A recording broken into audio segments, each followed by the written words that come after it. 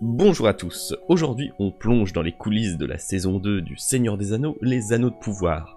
Entre confrontation avec Sauron, révélation sur Gandalf et indices croustillants sur la saison 3, il y a de quoi décortiquer.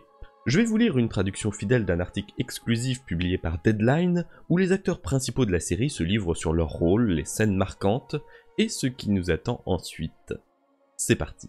Le trio du Seigneur des Anneaux, les Anneaux de Pouvoir décortique les affrontements avec le Seigneur des Ténèbres, accueille un sorcier et tease la saison 3. Enracinés dans un monde peuplé d'elfes, de nains, d'orques, d'hommes, de sorciers et de pieds velus, les trois acteurs principaux de la saison 2 du Seigneur des Anneaux, les Anneaux de Pouvoir, sont profondément immergés en Terre du Milieu. Les acteurs Charlie Vickers, Charles Edwards et Daniel Weman se sont retrouvés au Deadline Studio lors du Prime Experience pour discuter de leur vécu sur le tournage de cette série de fantasy épique. Créé par J.D. Payne et Patrick McKay, Le Seigneur des Anneaux, les Anneaux de Pouvoir se déroule plusieurs millénaires avant les événements du Hobbit et de la trilogie du Seigneur des Anneaux, et révèle l'histoire légendaire du second âge de la Terre du Milieu. Dans la saison 2, Sauron, interprété par Vickers, est rejeté par Galadriel, Morfydd Clark.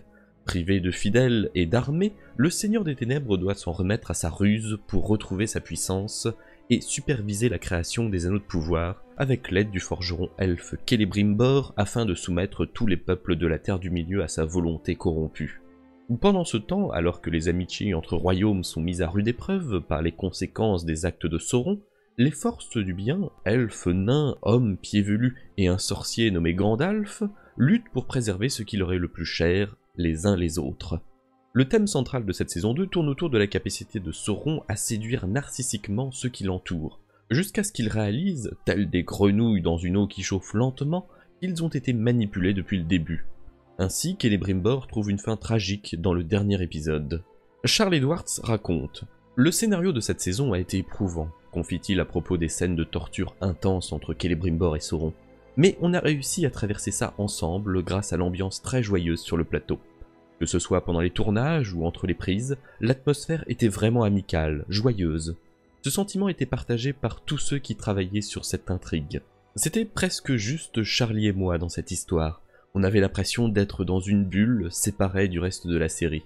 Donc tout le monde était très concentré pendant les mois de tournage et cette ambiance hors du plateau influençait ce que nous faisions devant la caméra. Edward se décrit aussi comment il a abordé les dernières scènes de son personnage. J'étais très peu présent en saison 1. Sans déconner. Pardon. Mais dans les moments où j'étais là, j'essayais déjà de préparer sa chute. J'ai voulu montrer sa vanité, sa fierté, son ambition. C'est un être essentiellement bon. Il veut faire le bien. Mais il a un petit diable sur son épaule, l'esprit de son grand-père, qui a accompli de grandes choses, et il cherche à l'égaler sans jamais y parvenir. Et puis, Sauron arrive et lui dit « Je peux t'aider ». Sa chute, c'est son propre orgueil, son ambition. Un autre obstacle pour le Seigneur des Ténèbres, l'elfe guerrière royale Galadriel. Leur relation est complexe depuis les premiers épisodes de la saison 1, où Sauron, déguisé en voyageur sans défense, a réussi à gagner sa confiance. Lorsqu'elle découvre sa véritable identité, Galadriel doit résister à ses tentations de pouvoir et de corruption pour protéger son royaume et la Terre du Milieu. Dans les derniers instants de leur confrontation, presque mortelle pour Galadriel, Sauron lui propose un traité de paix sous forme de demande en mariage, une offre qu'elle refuse, mais que Sauron assure rester ouverte à tout moment si elle venait à céder. Alors que signifie cette dynamique pour la saison 3 ? Charlie Vickers explique « Au fond, il la voit comme un outil utile pour parvenir à ses fins, dit-il. On appelait ça une connexion cosmique dans la première saison, et c'est une bonne façon de la décrire car elle est l'un des êtres les plus sages et puissants de la Terre du Milieu. Et lui, quand il la revoit, il a passé beaucoup de temps seul à ruminer. Alors il voit en elle un être avec lequel il a un lien à un autre niveau. Je pense que leur lien va durer aussi longtemps que la Terre du Milieu existera. Dans cette dernière scène, il essaie de rouvrir une brèche pour voir si elle va le rejoindre, mais au final ce serait une erreur. Il lui dit « Tu pourrais être ma reine, mais je pense qu'elle deviendrait plutôt son assistante ». Après des mois à cacher son rôle officiel de Gandalf, auparavant surnommé l'étranger, Daniel Weman se dit heureux de pouvoir enfin parler librement de son personnage iconique. Ressent-il de la pression de succéder à Ian McKellen dans la trilogie de Peter Jackson ? Non, Bah voilà, comme ça c'est clair, non. Pas de pression, no pression, le mec est serein. En même temps, il pouvait pas dire autre chose, le pauvre, je continue. Non, je crois que la beauté de ce rôle, c'est que j'interprète un personnage qui ne savait rien à son arrivée en Terre du Milieu, répond-il. Je n'avais qu'à jouer chaque scène au fur et à mesure, pas besoin de me soucier de ce qui allait venir. Ce n'est pas le même personnage, des milliers d'années le séparent de celui qu'on connaît. Je ne joue pas ce rôle-là. Le plaisir, c'est de jouer avec d'excellents acteurs, dans des décors magnifiques, avec une équipe hyper talentueuse, de porter les costumes, les coiffures, d'écouter les réalisateurs et scénaristes, et de faire confiance au processus. Je suis vraiment heureux de pouvoir le faire. Alors là, je me permets d'ajouter un petit élément que la version écrite de l'interview passe sous silence. La blague de l'acteur. You know, I suppose I'm just hoping that Ian McKellen is taking notes from what I'm doing and just knowing that he's going to pitch the right thing later because you know I'm playing the origin. Really. Or say, damn, why didn't I do it? Yeah. No, I mean, no, of course not. I think the joy of the. C'est, je trouve, très maladroit.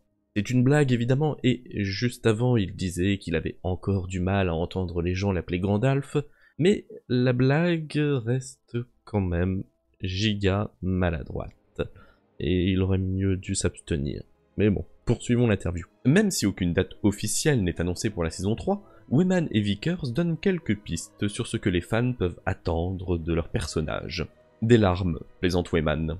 Oui, c'est vrai que j'ai un peu pleuré sur la réplique, c'est le bâton qui choisit son magicien, Monsieur Potter. Ça va, en plaisante. J'ai plus pleuré quand ça a été Gandalf. J'attends avec impatience toutes les erreurs, les maladresses et les échecs que le jeune Gandalf va devoir surmonter. Petit frisson quand j'ai entendu jeune Gandalf. Tout peut arriver, car pour qu'il devienne l'être sage que l'on connaît, il doit faire des erreurs terribles, trébucher et apprendre. J'espère donc qu'il aura beaucoup de ce genre d'évolution.